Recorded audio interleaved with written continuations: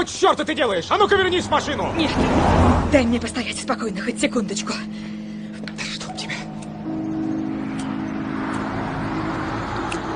Эйприл, я тебя прошу, давай поговорим об этом в машине, а не будем бегать по всему 12-му шоссе. Я что, неясно выразилась? Я не хочу говорить об этом.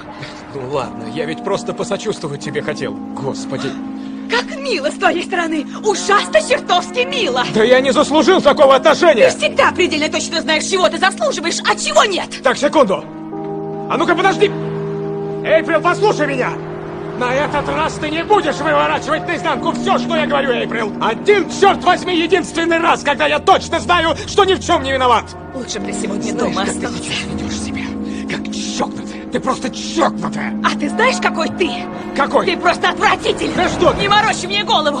Ты думаешь, заманил меня в эту ловушку и можешь теперь навязывать мне, что мне чувствовать, Это как себя ты вести? в ловушке! Ты в ловушке! Я, Ты какого Фрэнк, черта? я! Не смеши ты меня, Ты пожалуйста! просто жалкий, ни на что не способный мальчишка!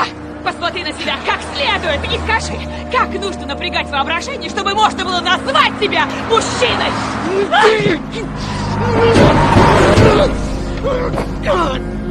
Черт, чтоб тебя!